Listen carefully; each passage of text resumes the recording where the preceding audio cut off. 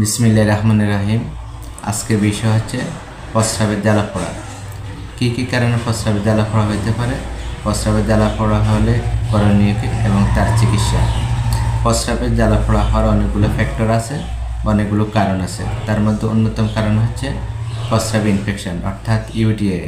UTI হচ্ছে urinary tract infection. প্রস্রাব infection হওয়ার অন্যতম একটা কারণ। কিছু ড্রাগ মেডিকেশন আছে। তৃতীয়ত হচ্ছে যাদের প্রোস্টেট বড় অর্থাৎ বিনাল প্রোস্টেট হাইপারপ্লেসিয়া, যাদের প্রোস্টেট বড়ের কারণে বারবার প্রস্রাব ধরে, প্রস্রাব করার পরও মনে হয় যে প্রস্রাবের রয়ে গেছে এবং আবার প্রস্রাবের বেগ হন।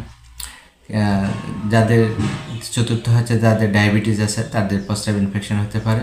পঞ্চম হচ্ছে যারা হার্ড পরিশ্রম করেন অর্থাৎ কঠোর পরিশ্রম করেন, যাদের সোয়েটিং বা ডিহাইড্রেশন হয়, তাদের হতে পারে। যারা প্রয়োজনের তুলনা পানি কম খায়, তাদের প্রস্রাব ইনফেকশন হতে পারে। কিছু ড্রাগ মেডিকেশন আছে, সে ড্রাগ মেডিকেশনের কারণে প্রস্রাব ইনফেকশন হতে পারে। এই ক্ষেত্রে করণীয় হচ্ছে যাদের ইনফেকশন ছাড়া প্রস্রাবে জ্বালা পোড়া করে, তাদের ক্ষেত্রে করণীয় হচ্ছে পর্যাপ্ত পানি খাওয়া, লেবু শরবত খাওয়া, ডাবের পানি খাওয়া। আর যে সমস্ত রোগীদের প্রোস্টেটের সমস্যা আছে, ডায়াবেটিসের সমস্যা আছে, তাদের অবশ্যই ডায়াগনোসিস করে চিকিৎসা নিতে হবে।